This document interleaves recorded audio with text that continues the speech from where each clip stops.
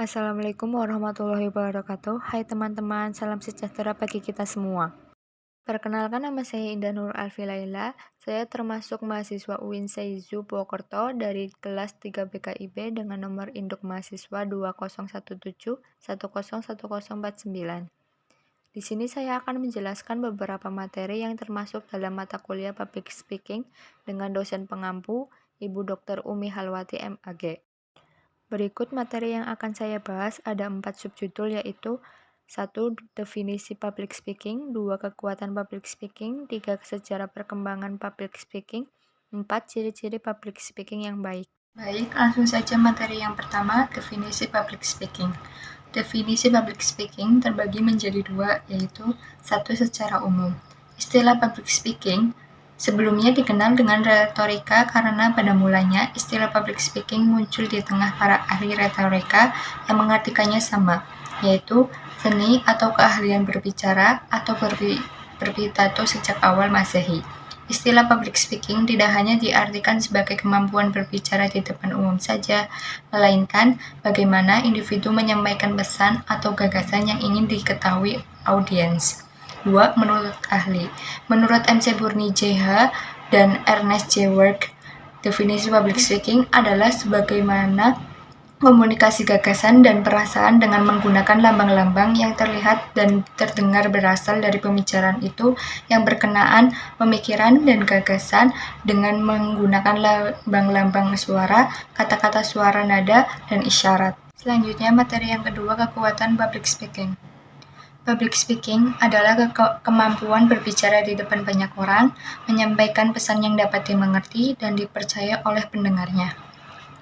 Keterampilan ini memiliki kekuatan untuk mengubah dunia kita dengan cara tanpa kekerasan. Keterampilan public speaking kita akan semakin baik bila kita semakin sering mengasahnya. Menurut Hamilton, public speaking dapat dimiliki peran luar biasa dalam kehidupan kita, antara lain 1. Mengembangkan diri pribadi, 2. Mempengaruhi dunia sekitar kita, 3. Meningkatkan karir kita. Kemudian materi yang ketiga, sejarah perkembangan public speaking. Sejarah perkembangan public speaking terbagi menjadi beberapa masa, diantaranya sebagai berikut. Masa Yunani kuno. Pada masa Yunani kuno, retorika atau public speaking sudah ada sejak manusia lahir. Namun, dokumentasi sejarah retorika terlengkap didapat pada masa Yunani kuno. Di masa demokrasi awal di Yunani kuno, retorika sangat dirasakan manfaatnya dalam pertemuan politik untuk mempengaruhi kebijakan, dalam pengadilan untuk memengaruhi keputusan hakim, bahkan di tempat umum demi kemasyhuran pribadi. Selanjutnya, masa guru retorika. Munculnya kelompok sofis atau guru retorika yang berkenalan dari satu kota ke kota lain menyebabkan retorika dipelajari secara lebih luas di masyarakat. Guru sofis yang terkenal, Gorgias, yakin bahwa pembicara yang sungguh ahli dapat berbicara tentang topik apapun secara meyakinkan, terutama melalui pemilihan kata-kata dan cara penyampaian yang mempesona. Isokrates, guru sofis yang lain, percaya bahwa praktik retorika dapat membawa perubahan politik yang meningkatkan kualitas masyarakat.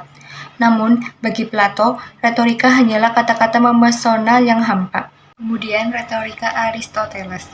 Aristoteles merumuskan 3 cara pembuktian yang harus dipakai pembicara retorika, yaitu logos atau logika yang menyangkut argumen faktual, etos atau etika yang menyangkut kredibilitas pembicara atau dapat bersumber dari kecerdasan, karakter simpatik, dan niat baik, serta pathos atau emosi yang menyangkut kemampuan menggugah emosi publik. Aristoteles bahkan mengidentifikasi beberapa emosi dasar yang dapat dimanfaatkan dalam retorika: marah, cinta, takut, malu, jengkel, dan kagum. Kita dapat melihat bahwa pemikiran Aristoteles masih relevan sampai sekarang. Selanjutnya, aliran retorika modern. Retorika modern ditandai dengan munculnya Renaissance atau abad pencerahan sekitar tahun 1200-an. Menurut Jalaluddin Rahmat, ada 3 aliran retorika modern. Aliran epistemologis. Epistemologis membahas teori pengetahuan, asal-usul, sifat, metode, dan batas-batas pengetahuan manusia. Pemikiran epistemologis berusaha mengkaji retorika klasik dalam sorotan perkembangan psikologi kognitif, yakni yang membahas proses mental. Tokoh-tokoh aliran epistemologis ini diantaranya Roger Bacon, George Campbell, dan Richard Whiteley. Aliran Belles Lettres. Belles Lettres maksudnya dalam bahasa Prancis adalah tulisan yang indah. Retorika belletris sangat mengutamakan keindahan bahasa, segi-segi estetis pesan, kadang-kadang mengabaikannya segi informatifnya. Tokoh aliran ini adalah Hugh Blair yang menulis Lectures on Rhetoric and Belles Lettres. Aliran elokusionis. Aliran ini menekankan teknik penyampaian pidato. Tokohnya Gilbert Austin. Ia memberi petunjuk praktis penyampaian pidato, yaitu pembicara tidak boleh melantur, mengarahkan matanya langsung kepada pendengar, dan menjaga ketenangannya. Selanjutnya, abad 20. Pada abad ke-20, retorika mengambil manfaat dari perkembangan ilmu pengetahuan modern, khususnya ilmu perilaku seperti psikologi dan sosiologi.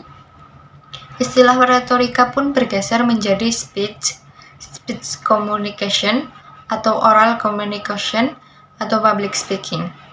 Adapun tokoh retorika abad ini diantaranya James A. Winans, Charles Henry Woolbert, dan William Norwood Brickens. Kemudian abad 21.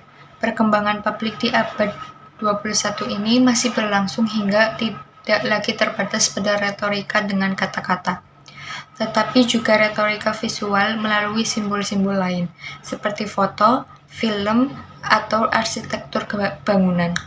Kemampuan persuasi public speaking membuatnya tetap dipelajari orang hingga sekarang.